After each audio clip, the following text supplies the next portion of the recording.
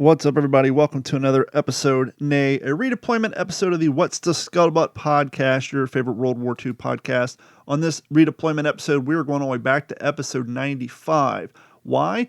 Because today's August 7th, 2024, but we're going to go back to August 7th, 1942, and talk about the first D-Day, and that is the D-Day H-hour of when the Marine Corps landed on Guadalcanal. And what better way to do that than to have on a historian who's been to Guadalcanal in modern day. Historian Brian Dimitrovich returns for another episode to discuss his trip back to Guadalcanal, as well as Henry reads passages from his father's book, plus much more. Thank you guys for hanging out and your continued support. We'd like to invite you to head over to whatsthescuttlebutt.com or WTSPWWII.com. Click on that Patreon link, sign up and subscribe. It'll only cost you $1 a month. And we just uploaded some Patreon exclusive content, video content that is, of our podcast. We have the Scott Gibson interview, the full interview, video with quality audio. The entire video is up for Patreon exclusivity. You can see 2 or 3 preview episodes on our YouTube channel over at D410 Media, as well as on Patreon. The full interview, the first time Henry Sledge appeared on the What's the Scuttlebutt podcast. He shows us artifacts that his father brought back from the war. You can see that entire interview on our Patreon account for $1 a month. Once again, there are 2 preview episodes on our YouTube channel. You can go check those out. And another way you can support what we're doing here at What's the Scuttlebutt is head over to WTSPWorldWar2.com. Click on the merch link. Buy one of our t-shirts, our coffee mugs, our sweatshirts, what have you. We got plenty of items in the merch store. What a great way to not only show support for the show, but to advertise for us, to let people know we're out there. So head over to WTSPWorldWar2.com. Sign up for Patreon or grab a t-shirt. And don't forget, youtube.com, D410 Media. And big news, Jeff did in fact book Dale Dye. He will be on the show the week of the 16th in September. So be sure to bookmark that episode. We'll discuss all things movies, whether it's Band of Brothers, The Pacific, Save It Private Ryan, plus the other projects Dale Dye has been a huge influence on. That'll be a great show. That'll be the week of the 16th coming in September. Thank you guys so much, and on with the show.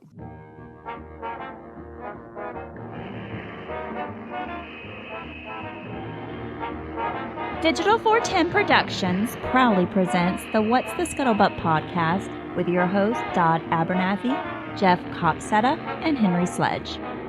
New York Times, Dateline, October 4th, 1943. Danish Jews pour across to Sweden. Many refugees are persuaded through Jutland. 1,600 already reported arrested. Stockholm, Sweden, October 3rd. Fleeing the Gestapo terror introduced in Denmark on Tuesday, more than 1,000 Danish Jews reached Sweden, most of them by last night. Braving the icy Øresund, Jewish refugees of all ages and condition arrived on the Swedish coast. Some even swam the strait, 2 miles wide at its narrowest. Others were rowed across by Danish fishermen who charged $375 to $750 for the passage. Not all those who have tried to cross have succeeded. It is thought probable that most swimmers were seized by cramps and sank.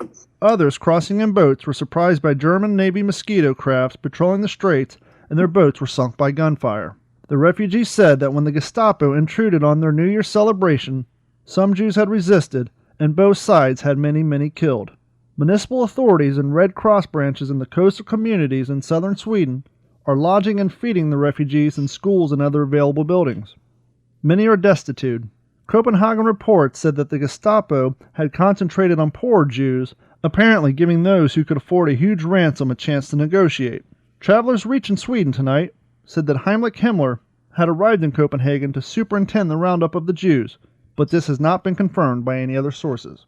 Welcome, everybody, to another episode of the What's the Scuttlebutt podcast, your favorite World War II based podcast. And Jeff is not with us tonight. He is out doing whatever he does when he's not here. But we do have Henry Sledge once again. And returning to the show, it's been a year or two. I think he was on season 1, Brian Dimitrovich. Sir, how are you doing tonight? Good. How are you guys doing? Good. Real quick, Henry, we talk about a lot of books on this podcast, and people listen like, well, where does he get a New York Times story for October 3rd, 1943? One of the coolest Christmas presents anyone ever got me when I worked in radio. The host of the show I produced, the Stan Haney Show, he got me this book for Christmas, and he's like, this is literally every single story ever published in the New York Times from 1938 to the end of the war that had anything to do with World War II. And Wow. I used to do this occasionally. I want to start doing it more. Is I'll go through here, say, okay, what day is this podcast going to air, or what day we're recording, and I'll find a news story from that day that isn't 3 pages long. And so that was what was going on this day in 1943. And think about that for a second. You're a bunch of Jews outrunning the Gestapo.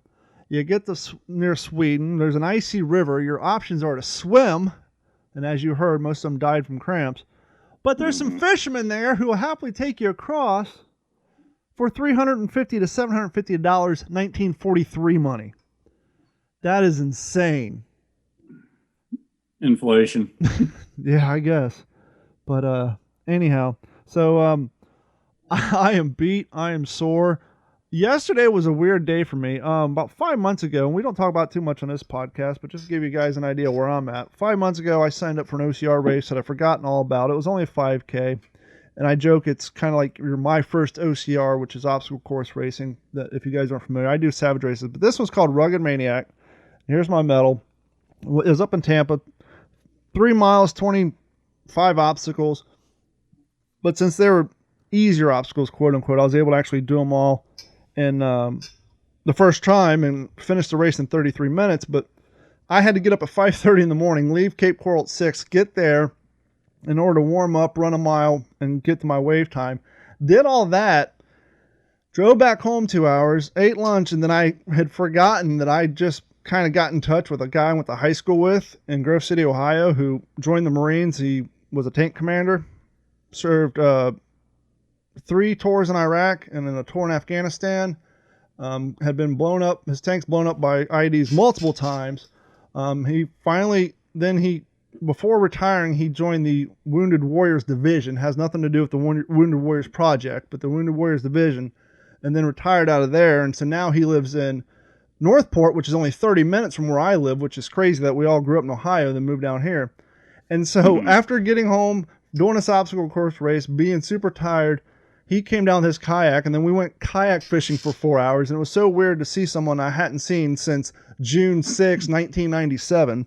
But we had a good time. I went out and caught a 2.5 pounder, and then got up today, was tired. Me and the wife went out kayaking again today. And I was about to say, I thought I saw you post something on Facebook. You were on the water again. In Cape Coral, we have over 5,000 miles of canals. Yeah. There used to be a joke back in the day about people selling swampland in Florida. That's here. Cape Coral was developed by 2 brothers who actually started in the, I was going to say pharmaceutical, but cosmetic industry. And so they decided, hey, land development's where it's at. And so they came down to Cape Coral, Florida, paid to dig a bunch of trenches, drained the place, started selling some land, made some money. And there's a great book called Redneck Riviera. Not to get off topic of World War II, but hey, what the hell. Then they decided, you know what, this worked pretty well, but our profit margins weren't quite where we'd like them to be. So then they bought up an area that has now been called River Ranch Acres.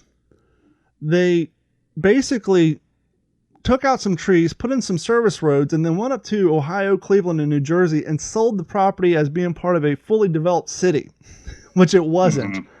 And then long story short, the property got taken over and turned into a private hunting facility. And the author of that book went to claim his dad's land, built a cabin. His cabin was shot up, burnt down. His Jeep was shot up, burnt down. Long story short, the state of Florida took over the property, and people go hunting there now. But the Rosens brothers finally went to prison for just bamboozling people. But to answer your question, because we have so many canals, I have 3 fishable lakes within a mile from my house. So I can come home, load up the kayak, and be out on the water in 15 minutes. And it's, once you buy all the gear, don't need gas money to kayak. And so it's like, hey, let's go out and do something that won't cost us anything. We'll have some fun, and we'll get some vitamin D from the sunlight. So, I thought when I first got into this gig with you guys, you told me you were really into doing a lot of fishing and posting fishing videos. So that's I just started fishing in April. I've caught more fish down here in April than I did all the times my dad took me out fishing in Ohio. We'd go on a pontoon boat, and we'd go out at midnight. Oh, we're going to catch some blah, blah. We catch some catfish and all that, but never anything. I've caught in probably since April well to 100 bass down here.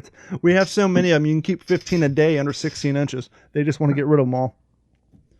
Nice. How's your week going, Henry?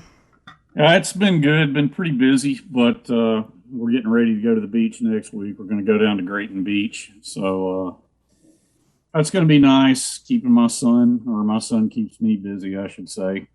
So, it's going pretty well. I've had some nice weather, but it's gotten rainy over the last couple of days. So, Brian, you're back on the show, and I know last night they aired an episode of World War II TV in which you were on, and you were talking about John Basilone, and you and I were talking last week about having you on the show, and then Jeff said, hey, I won't be able to come on this week, and I thought, well, what a perfect time to have Brian on, because he wants to talk about John Basilone, which Jeff loves, but he's not here to hear it, so haha. So give us a little update about how you got hooked up with World War II TV, and then let's talk some John Basilone, because with the exception of a little bit of what we talked about him with Jeff, we really haven't given him a whole lot of credit on this podcast.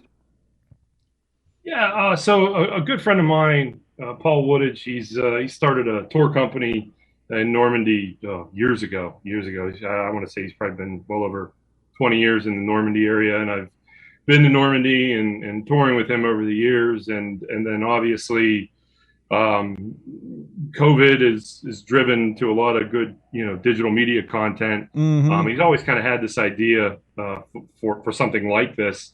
And I think the whole COVID thing really pushed his hand to do this, and it's turned into something. And he's had some phenomenal guests over the last year. And typically, I think I was actually like the first one to talk about the Pacific on his show, because a lot of his stuff is ETO centric, obviously being in that area. Sure. But there is this taste for the Pacific that a lot of them don't know about. So I kind of kicked that off. I want to say it was last year sometime, and then he's had some great shows on. They actually did a live battlefield broadcast from Hong Kong, from the battlefields of Hong Kong. Wow. So the show that just came on, Brian, you said that was done about a year ago? No, that one was done live yesterday. That was my third time on the show. The first show I did was on machine guns. The second one I did was on the Battle of Alligator Creek. And then this one we focused on John Basilone and Mitchell Page. Okay. Now, obviously, most of us are familiar with John Basilone. Maybe before we get into the Basilone talk, Mitchell Page, maybe not a name that a lot of people are familiar with. Give us a little bit of rundown on him. So Mitchell Page was he was a machine gunner. He was the same rank as John Basilone. He was in H Company in 7th Marines. And he was about 4 miles away from John Basilone's position. So again, for everybody to get up on their Guadalcanal history in a very short few sentences, Japanese start building an airfield on the island of Guadalcanal. 1st Marine Division lands there August 7th, and their entire mission is to hold that airfield at all costs. Let me stop you real quick, because one thing I just discovered, because I've read Strongmen Armed, I've read other Guadalcanal books, but I'm reading one right now, the one I talked about last week about the battle for Guadalcanal. And one of the things that I didn't know, and a lot of people don't talk about, the Japanese Navy built or started to build that runway without talking to anybody. The Japanese Army had no idea it was there. The Japanese higher ups, they were like, the good thing for us and bad thing for the Japanese, their military branches kind of acted as sovereign nations. They kind of just did what they had the budget to do. And so I'm reading this book and they're like, yeah, the Navy just decided to build an airfield, and it wasn't until the Japanese Army found out about it that they said, well, crap, this is a good strategic strong point. We got to get some guys down here to fortify it. And so to me, it's just absurd to think that you have an empire with these branches of military who have their eyes set at least on a quarter world domination lined up with the Germans, and yet you have the Navy building crap and doing stuff without telling the Army. We all know that, the reports are always wrong. Oh, they go in, get their butts kicked. Yeah, we sank 2 destroyers and 3 aircraft carriers. And so thankfully for us, their egos got in the way, and their fear of being either ran out of office or forced to commit hara-kiri was so high that they just made crap up and did whatever the hell they wanted to do. Yeah, absolutely. And for people that have served or are part of military families, here in America, obviously there's rivalries. The Army, Navy, Marines, Air Force, everybody. Typically, when you get a lot of people from different branches, the ribbing starts. Typically, like at a reenactment or a living history, we'll be sitting around a fire. You kind of like back away sometimes. Sure. Conversations. But the Japanese Army and Navy truly hated each other with a passion. I've heard it eclipse anything we're aware of in our history. But to think about in peacetime, that's understandable. But here you are, you're the Japanese Empire. You guys are struggling for resources. Metal's hard to come by. Oil is damn near gone, which is why they attacked us to begin with and started taking over all these properties, because they need the natural resources to fuel their war.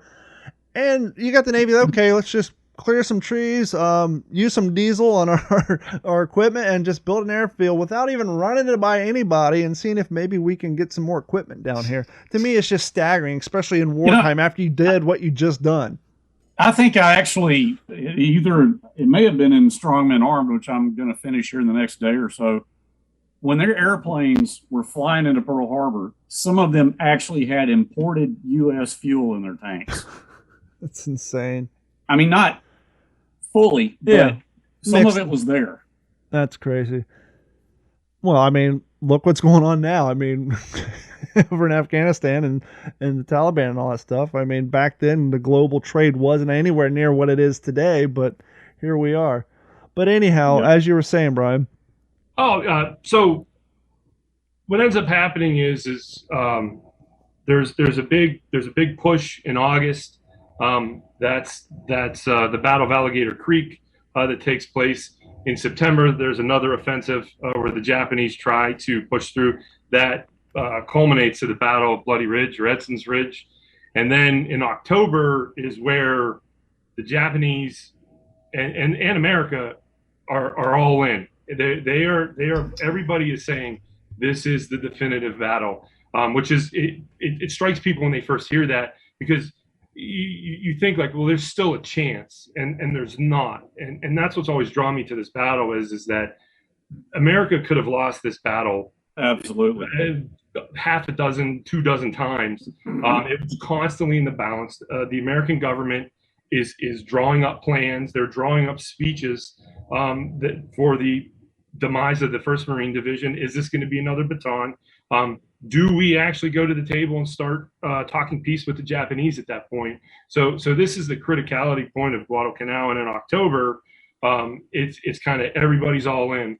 And the 7th Marine Regiment lands in September. They actually don't land in August. And part of this is Mitchell Page. He's part of the 7th Marines. And Mitchell Page doesn't get a lot of attention, and it's bizarre. And I had this conversation with Richard Frank, and Richard Frank has written arguably the greatest book on the Battle of Guadalcanal. I mean, it's literally, it's called The Definitive Account. And I asked Richard Frank this there, and I said, just got it in the mail. Why is it that Basilone, like literally, if you read the Page story, I said I believe that Page's story kind of starts intermixing in with Basilone's story, and like the picking up and running with the machine gun. Basilone does none of that, and I mean literally, he's laying in between 2 machine guns and he's rolling from machine gun to machine gun. He has a pistol, and I'm not taking away anything with Basilone did, not in the least. But Page is literally on a steep ridge by himself, and he has no idea what's about to come up at him. Most of his men are all dead or wounded. He knows what's behind him. He knows the airfield. They're going to have a direct shot right to the airfield. And he decides to essentially lead a bayonet charge down this hill with a water-cooled machine gun, probably weighing around with the water and the ammo and everything, roughly about 50 pounds he's carrying. And he's able to pull together 4 or 5 guys, and he just charges headlong into this Japanese column, just shooting away. And it's enough to freak the Japanese out to go, we don't know what the hell is coming down at us. And for this, he's going to be awarded the Medal of Honor. His action takes place less than 24 hours after John Basilone's action. Basilone's on the 24th or the 25th. Page is on the 25th and the 26th. And, because that's what everybody always says, like, Bazilone's the first enlisted men to get the Medal of Honor. I'm like, yeah, by about 20 hours, but Page is arguably what he does is, I think, far more insane than Basilone does. I read somewhere, and it may have been in Strongmen Armed. Henry might know because he's reading it now. I think Legge covered that. Wasn't he the one that actually burnt his hands? They portrayed it, that Basilone burned his hand, but it was actually Page, right? Yeah, it was because Page. I mean, they were ripping their guns, and he had to pick this thing up, and he does. He, as a matter of fact, we just worked with the American Legion. He's actually from the Pittsburgh area, Charleroi to be exact. And over this summer, I worked with the American Legion, and we dedicated a memorial to him in his hometown, which was kind of amazing to all of us. We're like, how the heck does Charleroi not have a monument to Mitchell Page? And got to meet some Marines that knew Mitchell Page. Wow. And had photos when he was in Pittsburgh and he was at the American Legion talking. And there's photos of him with the scars still on his arms from the machine gun.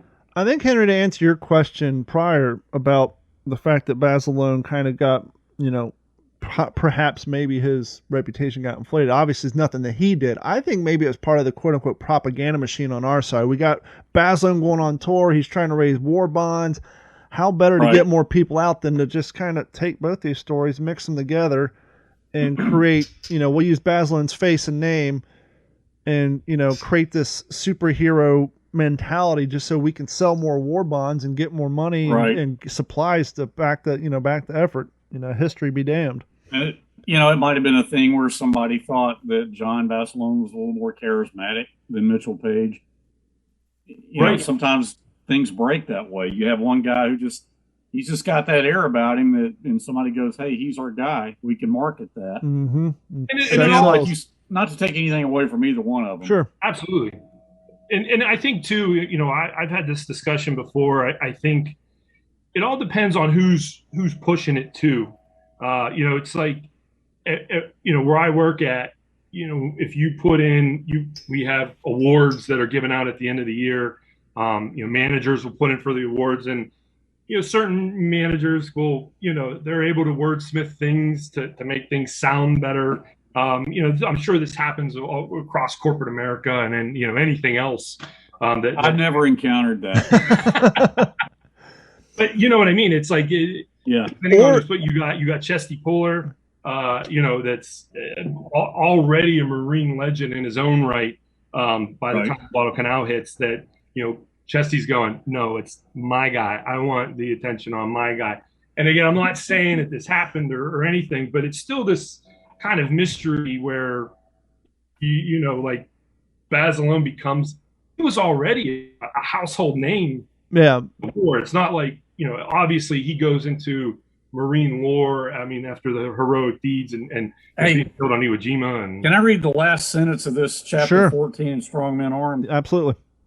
It was the hush that comes upon the end of battle, as eerie as that long, white, snake-like blister that ran from the fingertips to the forearm of Platoon Sergeant Mitchell Page. There you go.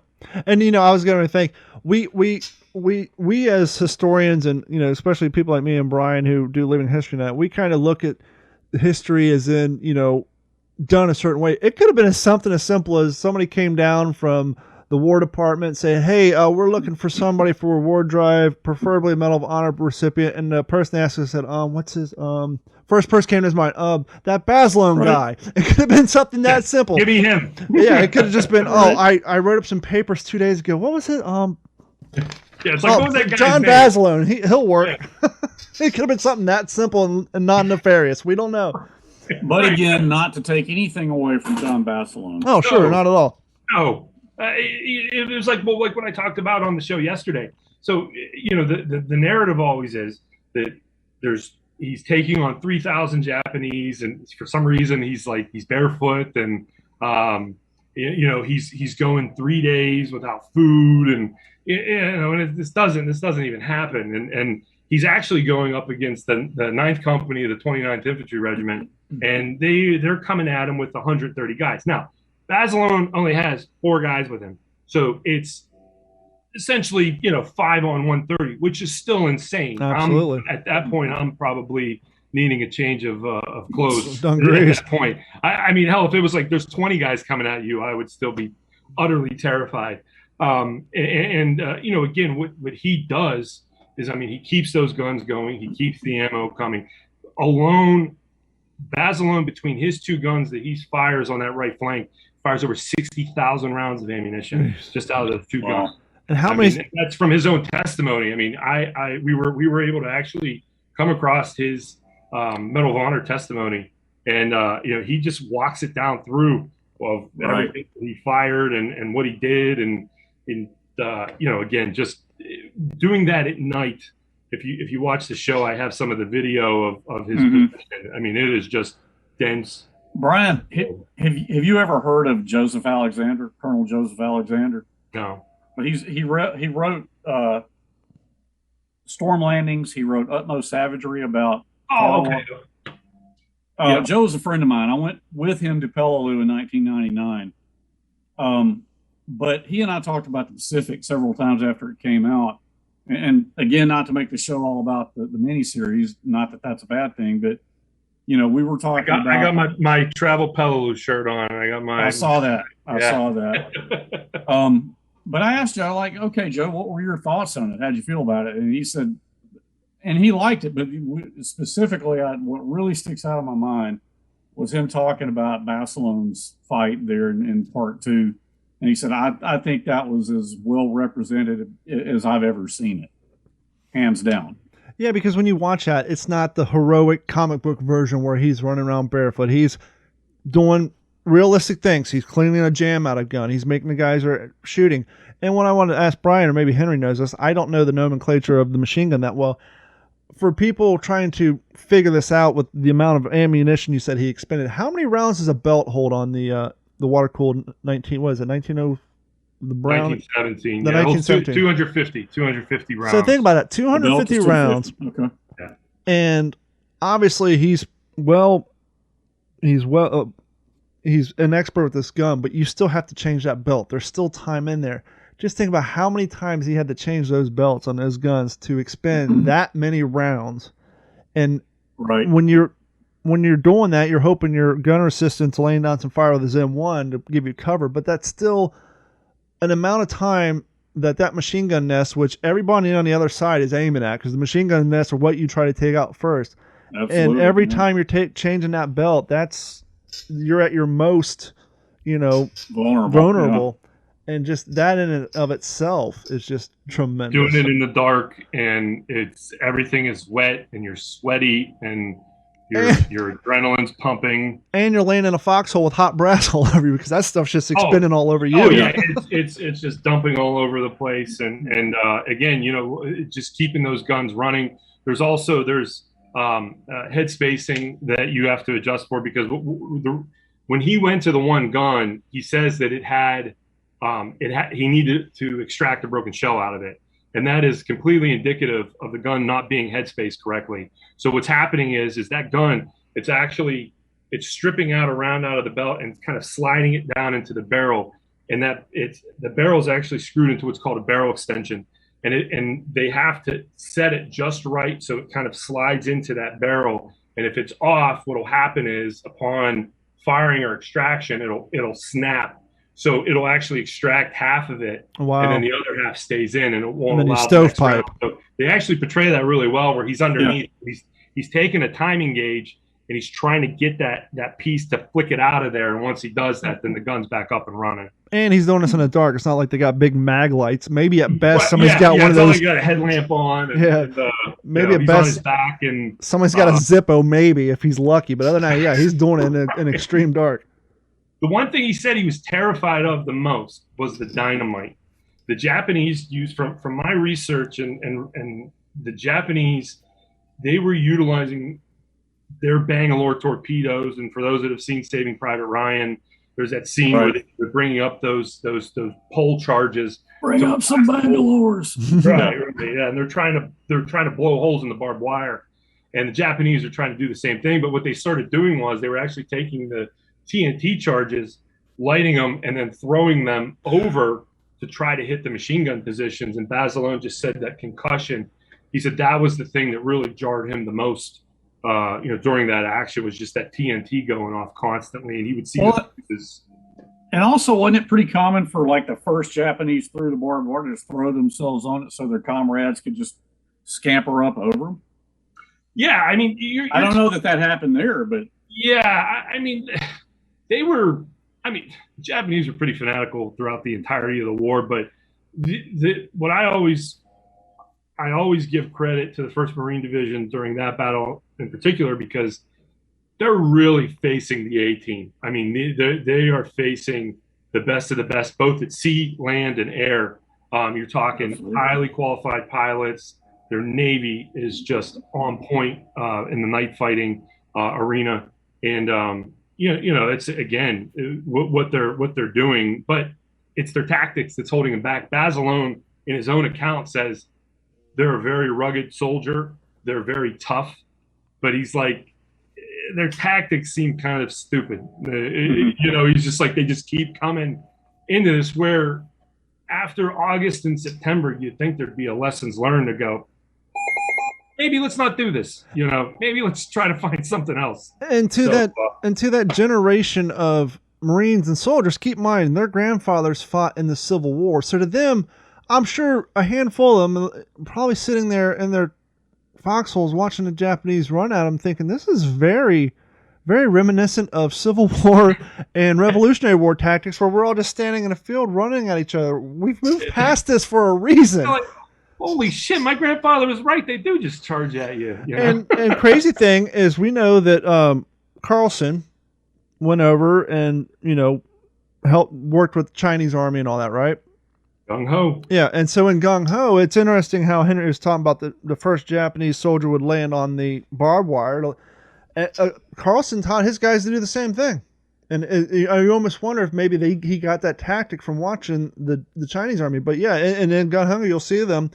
And they actually talk about, I think I saw another training video where they show that they fall and they kind of fall and do it in a way that produces the least amount of puncture on them. But yeah, they would just, the first person fall on the barbed wire, make an opening.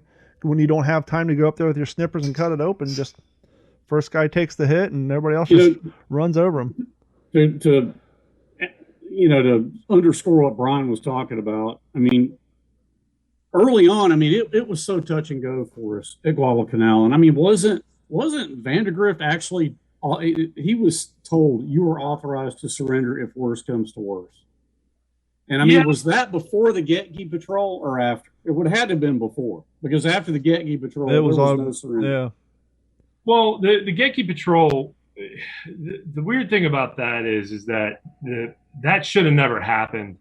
Right. The Getke Patrol was arrogance for the American part, because what's happening is Getke, everybody wants to make a name for themselves at that point. They hear that these Japanese want to surrender at the mouth of the Matanikau. The operations people and the 5th Marines are coming back, and they're kind of strolling in camp going, wait a minute, the intelligence wants to take a patrol down there. They're like, that is a hornet's nest down there at the Matanikau. We just got back from there, and those guys they want to brawl. They don't want to surrender. And, Getke goes, obviously, all but, 4 people are massacred. To this day, famous sabers flashing in the sun. Yeah, you see it in Guadalcanal Diary. And to this day, those Marines are still MIA, including Getke himself. I don't think there's in my opinion, of being there, and I've been there when there have been recovery efforts. Really? For some of the bodies on the island, and to our knowledge, either they were either washed out to sea or eaten by crocodiles. The remains. There's a story that they say that they're never seen again after that, but actually L35 and some of the 5th Marine patrols that are coming through there on their way to the Matanikau see the bodies in shallow graves. Wow. And they just can't. Their mission isn't to bring them back. It's that they're going for other operating purposes. But by the time we're able to kind of get our bearings and thoughts and say, oh yeah, we got those guys buried there, more than likely they've been probably eaten, because crocodiles are very much there's still an issue on the island.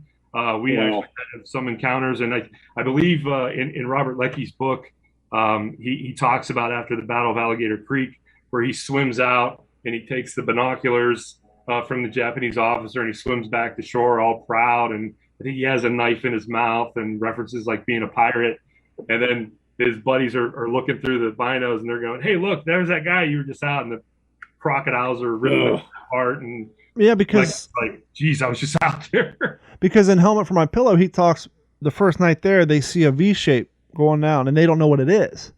It wasn't until after the battle that they realized they're crocodiles, which, by the way, tonight out on the kayak was the first time I've come across an 8-foot alligator in the canal, less than 30 yards from where we were fishing. So we promptly paddled the other way. But I digress. I just got to get this out there because I know I'll get an email or a message. I think when we were talking about John Basilone, I was talking about changing belts. I wasn't thinking of the timeline. I think I may have said he may have hoped maybe his machine gunner was using his M1. It would have been in 1903, which, to Henry's point, goes to show that when we landed on Guadalcanal, we were still using some old equipment. Them ones haven't been issued yet. Reading the Battle for Guadalcanal and Guadalcanal Diaries, we know that before we even landed there, we had very little information, very little maps. I know they were talking to plantation workers who used to be there, sailors, people who used to work on the coconut, all that stuff, just to get any minute amount of information. And not to mention that we tried to push back the landings as far as we could. We got a week out of the deal because all of our guys... It's a week. They're like, we'll push it back from the 1st to the 7th. Because all of our guys have been sitting on transport ships in areas where maybe 25 of them can do some calisthenics for 15 minutes at a time. And so, just, you got guys who went through training, went through more training, and then went to Australia, and someone went to New Zealand, and now they're sitting on ships for 2 weeks. It's kind of like taking somebody and saying, okay, eat junk food, sit on your ass, and then 3 or 4 weeks from now, you're going to go run a marathon. Good luck. Yeah, so really. Just the hardships that those guys went through just before even getting to combat is just insane.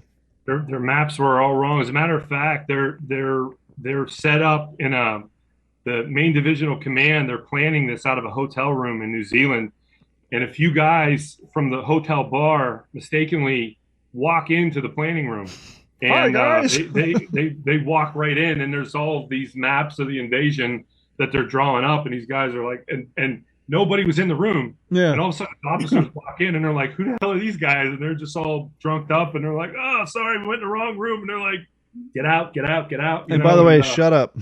Yeah, and again, it's the planning that's taking place. Iwo Jima, Okinawa. I mean, everything is planned to the T. I mean, the support structure, the infrastructure. Guadalcanal, there is just none of that. I mean, they dub it. I mean, it's Operation Shoestring. I mean, it's just they're planning on the fly. Vandergrift's like, okay, I got half my division in Samoa. I got some here. So it's really a miracle. What's happening and all throughout the battle. I mean, there's stories of there's a story where the torpedo bombers were all down at the time. I can't think of the guy's name. I think it was Geiger's personal pilot. He came in with a Catalina. Yes. And, hand grenades. Yeah. Well, so he flies in. So he's coming from Espiritu Santo, and he's flying back anything he could fit into the plane. And he says, "Hey, throw a couple torpedoes into the Catalina." And so he lands. Jack Cram, wasn't it Jack Cram? Yes, that's it. And he says, "Hey, I got torpedoes for you guys." And they said, "Well, that's fine, but we just sent all the torpedo pilots on the front line. We gave them rifles because none of the planes are flyable." So he's like, "Ah, crap." So they said, "Well, hey, we can rig the torpedoes on the Catalina, and you can drop a torpedo from the Catalina. And so they rig up the Catalina, which if anybody just look up a PBY Catalina, what it looks like, it's a flying boat. And he's like, I've never done torpedo bombing. And there's a guy in the Jeep on the way to the plane, and he goes, my brother's a torpedo bomber. He goes, I'll tell you all you need to know. Yep. And so he's getting his lesson in the Jeep ride to the Third plane. hand. And he ends up dropping a torpedo on a jet. So it's like the pilots are on the front line. You got the PBY Catalina guy rigging up torpedoes to drop from the plane. It was. Hey, can I read? Are you guys familiar with this book? Oh yeah. Yeah. So this is my dad's copy of this, and then I want to just augment what Brian's talking about. Hold on real quick before you do. Just on the subject of the Catalina, for those you listening at home and you're in your 40s, just think of the plane that they used in the cartoon Chippendales Rescue Rangers, and it looks just like that one. Yeah. But go ahead, Henry. I had to get that joke in. Oh, yeah. Can you see? I don't know if you can see that, but Sid Phillips, that's his handwriting. Okay, my dad gave him this book because everybody, you know how it is. All the guys got these books pursuant to whatever division they were in. Well, you know, my dad and Sid each got one. My dad took his copy, gave it to Sid. Sid wrote his notes on Guadalcanal, Cape Gloucester, and then my dad wrote his notes on all his stuff. And likewise, Sid gave Dad his. But right here, you talk about the planes coming in, and Brian, as Don knows, Jeff and I are huge World War II aviation aficionados. But as the planes came in, the men cheered and threw their helmets into the air. Sid wrote a little area that says "Hi" into the air. I actually saw tears of joy running down the cheeks of some of my youngsters, wrote a regimental commander. And then Sid wrote in here, pilots and tail gunners would wave to us, banking low around the field. Yeah, here's another quote. The troops yelled, let the bastards try to bomb us now. Yep. So can you imagine, I mean, the rush, seeing those Wildcats and SBDs coming in when you've been on at the, you know, the pointy end of the spear, so to speak, with shoestring resources. Not to mention the George S. Eliot had been sunk with all of your stuff. And so now your resupply's gone. The Navy had pulled out. Right. So now you're living and fighting with what landed on the beach and whatever food you can scrounge up from Japanese camps or whatever may be left on the beach. Absolutely. You talk about, I've always wanted to tell a story. I don't know if obviously you wouldn't have heard this story, but I have a great Sid Phillips story. And this actually happened at the Reading Air Show. Oh, I don't know. This was probably like 8 or 9 years ago, and Sid was there with the Valor Studios people. Right. And he was there with his family and his sister Catherine, and so he wanted to see an 81 millimeter mortar. And I'm a huge mortar nut, and I said, hop in the Jeep. I said, let's go. So I take him to the camp. We show him, the 81 millimeter. He starts talking about stories, and a crowd starts gathering. And a crowd, and there's this young couple, and they ask him. They said, "Sid, question: what are your feelings now on the dropping of the atomic bomb?" And I'm like, really? Like that's what you're gonna. It's like kind of a nice, joyous occasion. You have this veteran telling his stories and his memories, pointing out stories of the mortar, and that's the question you come with. And Sid looks at him, and he's standing right next to me, and he goes, well, he's like, looking back on it now, he goes, I guess I have a few regrets. And I kind of look at him, and he goes, my biggest regret is I wasn't on the Enola Gay to pull that lever myself. and everybody goes crazy. And then he leans over to me, and he goes, hey, don't tell anybody, but the favorite tractor on my farm is a Japanese tractor. He's like, just keep that between you and me. And, hey, to the victor goes the spoils. I got a Volkswagen and a Tundra, so hey, to the victors goes the spoils. Absolutely. So let's get into Baz Loan's history a little bit. We know he served time in the Army. Let's get into that a little bit and then progress into his contributions and what led up to, we spoke about it briefly, but let's just give the Cliff Notes versions for people who are listening who aren't as well versed in the topic as the three of us. So Basilone joins the Army in 1936. So he spends time in the Philippines. He gets out of the Army in 1939, and there's obviously a sense that something's brewing. 1939. Obviously, there's stuff already kind of kicking off between the Japanese and the Chinese. You have the Marco Polo Bridge incident, which a lot of historians really, that's the official dates of World War II really kicking off. Most everybody, goes to the September 1st of 1939. So John Basilone knows that there's going to be probably a huge fight coming up. Wants to go in, wants to be the toughest, wants to be the best, and joins in the Marine Corps in 1940. A fun piece of trivia fact that a lot of people really don't know is that John Basilone never went to Parris Island boot camp. He never went through Marine Corps boot camp. So I've actually ruined a few of my friends that have, they're Marines, career Marines, and they like, holy crap, this is like time we're at Parris Island. We always say, like through these doors have come some of the great Marines, and I'll rattle off names like John Basilone. And I'm like, yeah, he never was there. I said the Marine Corps was essentially like, look, we want you to be a machine gunner. It's the same machine gun. You got experience. We need NCOs, and you're going to go right into the fleet. And he actually gets assigned to the 5th Marines out of the gate, and then later on he's transferred to the 7th Marines. And from there, he just starts training and with machine guns, and is somebody that has some experience with machine guns and is an expert. And obviously, once the 1st Marine Division is formed, he's part of that, and that's he starts his journey along with the 1st Marine Regiment, 3rd Marine Regiment, 5th Marine Regiment, 7th Marine, 11th Marines. To New Zealand and Guadalcanal, because a lot of people think that there's this Europe first mentality. We're going to wait on the Pacific.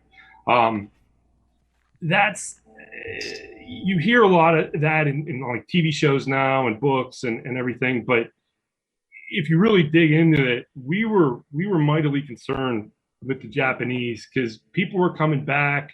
Admiral Fletcher's coming back, going, these guys are violent, and they've taken out us, they've taken out the British, they've taken out the French, they've taken out the Netherlands, the Dutch. They're like, they are for real, and if they keep expanding, we're gonna be in some real serious issues here, and so that's really what Guadalcanal is. They're like, hey, they're now building an airfield that could potentially sever Australia. Lifeline to Australia. Originally, our original plans were we were going to use Australia kind of how we used England in Europe, right? That we were going to stage everything there, and we're like, if that gets cut off, we're going to be SOL, and so that's really why Guadalcanal is. And the Japanese really aren't on Guadalcanal that long. They actually they take it in May of 1942. So they take Tulagi, which Tulagi is about 20 miles away. That's the British really own the Solomon Island territories, and they take it in May. And actually, part of the reason why the Battle of Coral Sea happens is because we hear that the Japanese take Tulagi, and a detachment of fighters are sent out to just go bomb them, and the Japanese aren't stupid, and they're going, wait a minute, those are carrier-based planes. There's got to be carriers around here. So let's start sending people out, and that's really what kind of kicks off the Battle of Coral Sea. And then they start building the battle, or they start building up the airfield on Guadalcanal. And actually, Guadalcanal is not even in a lot of the actual battle plans early on. The actual code and the orders within the operations are Tulagi and adjacent areas. Yeah, I think Tulagi is the prize, and then we realized early on that Guadalcanal is the prize, not Tulagi. And as said before, the Navy built the airstrip without the Japanese Army even knowing. And in the book I was reading, the Japanese Army even considered it as the insignificant little island of Guadalcanal until they discovered that the airstrip was being built. But you were just saying that they didn't really land there until May, which is another thing that goes to lead to our benefit. We know later on that Tarawa, Peleliu, Okinawa, the battle was so hard because they had spent so much time before we got there reinforcing everything. Could you imagine how much more severe the Battle of Guadalcanal would have been if they had been there for a year? A year and a half? Yeah. But the fact that they only had 3 months to try to fortify it was another kind of happenstance in history to help us at least gain that early foothold, especially considering, as we were saying early, the whole Operation Watchtower was kind of just thrown against the planning board and let's see what sticks. Let's get McCain to try to scrape up some airplanes. Let's get some guys out there. Let's try to send some naval strikes onto it before we land. But the whole thing was just kind of thrown together post haste because of not to steal a word for the ETO, but from the blitzkrieg of how fast Japan was moving through these islands and taking up stuff. And as you were just saying, we have to stop them before they got to Australia and New Zealand. Yeah, Port Moresby. Yeah, and to the fact that, once again, when I say throwing up the wall and stick, we didn't even have time to combat load our ships. So when they got to New Zealand, and New Zealand dock workers like, we're not working that hard, we're going on strike. And the Marines like, no worries, we got guys on the ship who ran that same equipment back there, so get the hell off the docks, we'll take care of it. And it's so insane. And it's raining, it's cold. The famous story of the cornmeal or the cornflakes mushed on the pier. Oh yeah, they're just rolling it down the conveyor. They're like, hey, we got to combat load this ship, and the Marines are like, what the hell's a combat load? They're like, just throw it on. They're loading up Lewis guns. I just learned what a unit of fire was last week. Brian, I was telling Henry this a few weeks ago. Long before I did the podcast, I was out on a computer job in Fort Myers Beach, and in front of an ice cream place, there was a gentleman sitting in the passenger seat of the car, AC running. His daughter was inside buying ice cream, and he had a 1st Marine Division hat on. And so I asked him when he served, and he basically said early 42 till like 44. And kind of like you were saying with Sid Phillips, okay, here's my chance to ask this guy a question. And so I just said, so were you in New Zealand for the union worker strike? And his eyes lit up because I'm sure through his entire life, people want to hear, how many Japs did you kill? Or where did you... And me, I'm talking, and me and this guy just sat there for 15 minutes talking about him working the union dock, because here's a part of history that he lived through that at this point wasn't traumatic, and the fact that some random 35-year-old in Florida knew about it, his eyes just lit up, and we just sat there and talked about the union workers strike for like 15, 20 minutes till his daughter came out with the ice cream and they took off. I so wish I had the podcast back then, but to me, I just got the big thrill out of it because I know this guy's probably been inundated with the worst questions you could ask him, and that. Oh yeah, exactly. It's like those are the things that those guys, really. They latch on to, and that's, and obviously too want to talk about, sometimes like maybe some of the more lighthearted, non-combative, stories and things like that. And, there are some Marines out there that, and airborne vets that I've met over the years. My wife and I used to host a spaghetti dinner every month. We used to live in Erie, Pennsylvania. And Erie, Pennsylvania was just kind of like airborne row. Mm-hmm. And so we would have 82nd and 101st vets to our house for spaghetti dinner. And my wife at the time, her grandfather served in the 6th Armor, and she grew up going to reunions and things like that. And I'm like, this is a little bit different of a crowd. And I said, it may get a little hectic. And they had no problems talking about, certain things. And then arguments would ensue where we would have to potentially pick up knives off the table. It was like, the reason you were in I company stood for idiot, and that's why you were there, and go back and forth. So, but there's some vets that, that they prefer to, talk about some of the lighthearted stuff and, some of the other things that the nuances of, military life back then. But, I would like to, Basilone, I think, I don't know. I said he seems like the type that would have, I think he probably enjoyed what he did. And I'm sure he, when the early reports and when he was on that USO show tour, I'm sure when he's reading the newspapers of his quote unquote exploits, I'm sure he would probably be the first one to roll his eyes and be like, This is insane. But let's get to that real quick because we don't want to end the episode without getting to that. So he got his Medal of Honor. They sent him home. He went on the USO tour. How long was he on that tour before he decided to go back and train guys on the machine guns? I'm unsure of the timeline, of that, because goes back in 43, because he's notified in May of 43 that he's going to get the award, and this is another thing, to his own words, he's actually when he's told that he's going to get the Medal of Honor, he thinks it's for an action that he does in November. They asked him, they said, "What is your best memory, your most fondest memory of Guadalcanal?" And he said it would have to be the November actions, like near Gavaga Creek and when they were hunting Japanese in the jungle for 18 straight days. And he thinks the Medal of Honor is actually for an action that took place in November. And they were like, "No, it's for the October battle." And he's like, "Oh, okay." It didn't even like register in his head that it was like that big of a deal, for him. And so then, he's notified in May, he gets awarded in Australia, he's sent back. I don't know the timeline of when he goes from the USO tour, back in and into the to the 6th Marines and starts training, and then ultimately landing on Iwo Jima, and then killed during the initial invasion, the assault. So and again, he's awarded the Navy Cross for his actions for the Battle of Iwo Jima. So he's again a household name during the war, even to this day, that if you bring him up, people know the name, and he has earned everything. I mean, giving his life in service to his country, and for the Marine Corps, which he loved, it's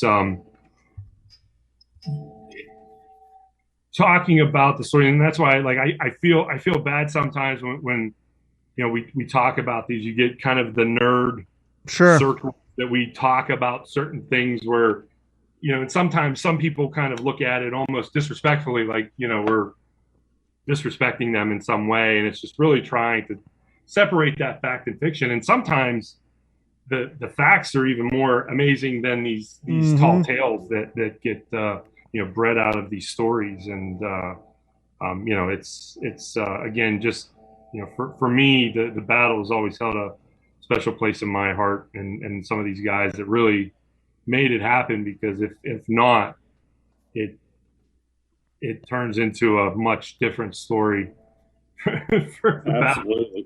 Well, we mentioned it a few weeks ago. The fact that Lena got married and became a widow at 33, being a 43-year-old guy, I know how young 33 is, and to never remarry, to me, is just, one, it obviously shows the love and passion she had for John, but it's almost in and of itself a tragedy, because you wonder how much on life did she miss out on, to go from 33 up until the age she passed away, not creating a new family and perhaps extending a bloodline. It's just that in and of itself is a tragedy too. So it's almost like, I don't want to say a wasted life, but you're not living up to your full potential. So it's almost like when he did pass, he kind of took half her life with him, and she was just so devastated and heartbroken that she just never remarried, never formed a family, and that in and of itself kind of adds to the tragedy. At least I feel that way when I read it into it.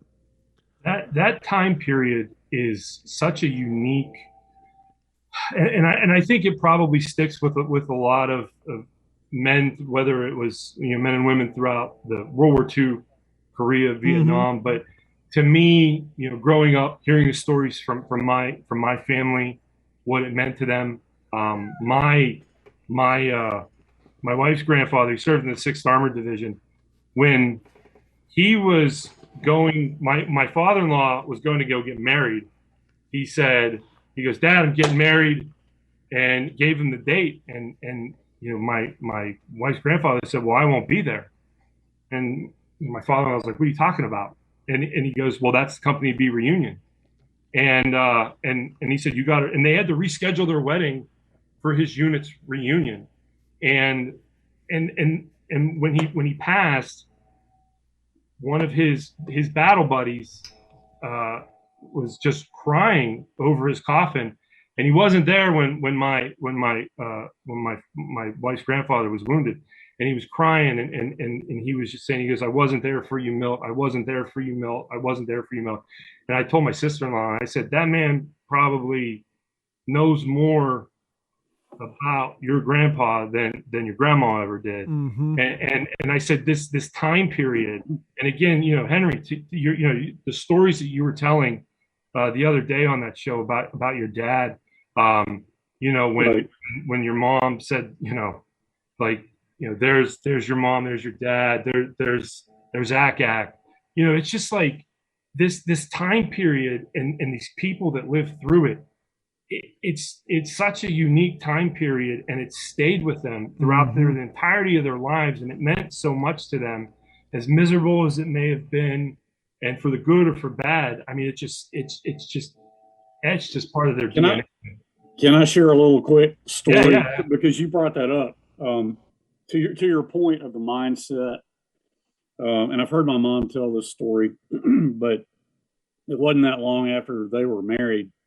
They were in the car going somewhere. This probably would have been around Auburn University, early 1950s. My dad would have been in graduate school. And they're driving down the street, and there was a squirrel in the middle of the street that had been run over.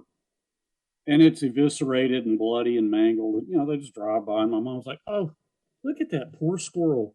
And she said my dad was just kind of, arm on the steering wheel looking out the window. And she said he kind of looked at her and said, I had friends that looked worse than that. And that, something in that just, it kind of, it grabbed her. She's like, Jesus Christ, I guess I never really thought about it. Because, it's not like my dad talked about, just a few years ago, I was going through Peleliu and Okinawa. But to your point, it informed their entire thought process for the rest of their lives. Yep. Yeah, it's you just can't even fathom it. Like you said, like to sit there and go, like, what do you mean? Like you never remarried, you never did this. But it's just like in her mind, it's just you're throwing this generation of kids into the greatest cataclysm in human history, and they're like, it's up to you to essentially, for lack of a better term, and not trying to be cliche about it, but it's like, you guys are responsible for like maintaining world order. And you're 18. Yeah. You can't get your 18-year-olds to move out of your house nowadays, let alone do things around the house and mow the grass without giving you grief. It's up to you guys to save the world. And, and as you were saying, not only that, but things were different back then. It was quite common, and it would be kind of frowned upon, even though we're supposed to be this new world society where we don't judge. But it was, quite common for, if a brother were to die and the other brother was single, that he would step in, marry the widow, take care of the family, and move on. And I mean, that happens even into the early mid 90s when my uncle passed away. 4 or 5 years later, my aunt ended up marrying his brother just because that was the way it was supposed to be. And to modern day people, that seems really weird, but that was quite common back then. And so, kind of like you're saying, her not remarrying, to me, as I said, it seems tragic, but I'm looking at it from the 2021 perspective, not the 1944, 1945 perspective. Right. Things were a lot different. And I'm sure, Henry, you run into this, and Brian, you probably do too from your research. When I try to read some of these news articles to record them for the podcast, there's just minute lingo and even grammar differences between 1944 and 1997 when I was going to school, and now that I have to like reread it like 4 or 5 times before I can regurgitate it, because their way of writing things, even just basic writing a newspaper article, is completely different in the way we do things now, let alone their way of life and religion. And so just something as basic as that, or if you ever, I'm sure I got a few of them here, every once in a while you're walking through an antique store, you'll find an old Time or an old Life magazine from 1942, and you're reading through the advertisements or the letter to the editor, and just the way they write was just so much different back then. Yeah, and even going further back, I mean, a good friend of mine, Aaron Conklin, he's got this. They reprinted it, but it was like Stars and Stripes.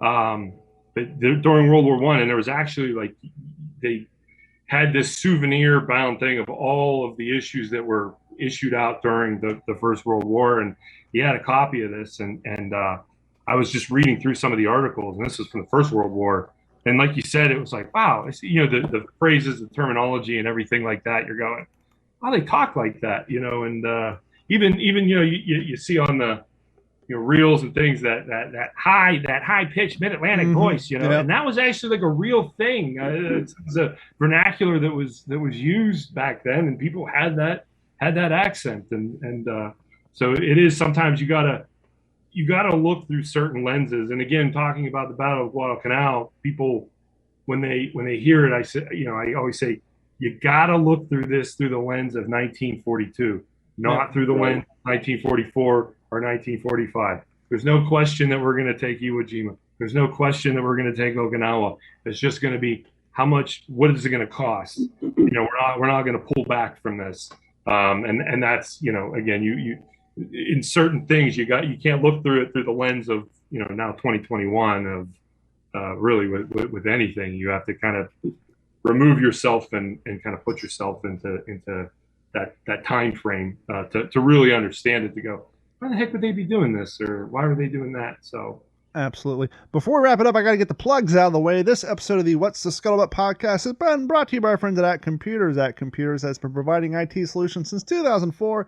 And even if you don't live in Southwest Florida, they can help you via their website remotely, as long as you have working internet, of course. So give them a call at 239-283-1120 or head over to act-capecoral.com and hit the Contact Us link. And if you do live in Southwest Florida, you need computer repair, laptop repair, network expansion, server migrations, what have you, anything technical related, give them a call at 239-283-1120 or head over to act-capecoral.com. And while you're on the internet, please head over to WTSPWorldWar2.com and click on that orange Patreon link. That helps to go to support the show and help us pay for the little overhead we have here. And I want to thank everybody who is currently a Patreon member. And while you're there, also please click on the link, go to our YouTube channel and subscribe, and help us get the listenership up there. Henry, do you have anything you want to plug or get out there to the awareness to the audience? Actually, this is perfect with Brian being here. Quickly, I will say the We Happy Few 506 episode will be, the next one is October 9th. I will not be part of it. My family and I will be on vacation, but it is going to focus on the Barcelona story. It's going to have, of course, the same crew that was there, but it's also going to have Josh Bitton, who played J.P. Morgan. And I really enjoyed talking to him a couple of weeks ago in a Zoom meeting that we did. But it's the next episode. It will be live, and it is going to focus on the Barcelona story. Fantastic. So, I'll be on the episode after that, I guess, because I'll be back from being out of town. But that will be October 9th. Brian, do you have any plugs, or where can people go to find out more about you or any of the things you want to support or get out there? No. Well, I didn't know if you had any living history groups you wanted to promote or anything like that. Any events coming up? No, I mean the only really two big events that I do, obviously, the Reading Air Show that takes place in Reading, Pennsylvania. It's a World War II weekend. Happens first weekend in June. If you're ever in that area, it is well worth the time to visit it. Typically, it sees 40, 50,000 people. You could see B-29s in the air, B-17s, all kind of rare aircraft. How many Corsairs? There. I mean, it is just. It's crazy because like we're doing our Pacific themed encampment, and we're right at the entrance of the taxiway. So there's many mornings where I get the authentic wake up where I'm in my tent and Corsairs are revving up, and it's actually blowing the flaps of the tent, and we're getting the exhaust through the tent, and you're waking up, you're like, oh man, the planes are, you're sitting there going like, yeah, it's a good feel. And then the other big event that we do every year is D-Day Conneaut. It's the largest D-Day reenactment in the United States. It's in Conneaut, Ohio, and it's again a very, very large scale event. Again, sees well over, I think it's 2,500 reenactors. There's pyrotechnics, landing craft, living histories throughout, and it's 40,000 people that attend to that. So those are two big events. I always recommend to people. Again, it's in northern Ohio on Lake Erie. And always recommend that to people. But as a Columbus boy, that's one that I really need to get up to. It's funny. I was at either Sun and Fun or another air show a few years back. And by the way, I forgot to mention this last week. Facebook shared me a picture of my first reenactment. I've been doing living history for 9 years now, and which blows my mind. But back to my point is, it's crazy to wake up in your tent. And then you open the flaps and you see, as the sun's coming up, a World War II era aircraft sitting at the open flaps of your tent. And it definitely brings it in. But hey, that's going to wrap it up. Thank you guys so much for hanging out with us for another episode of the What's the Scuttlebutt podcast, your favorite World War II based podcast. I'm Don Abernathy, and for Henry Sledge and Brian Dimitrovich, thank you guys for hanging out with us. Jeff Copsetta will be back on the next episode. And as always, thank you guys so much. And please like and share us with a friend. Let's get those numbers up and share our history with everybody else. Henry, thank you. Brian, thank you. And we will talk to you all next week. Thanks for having me.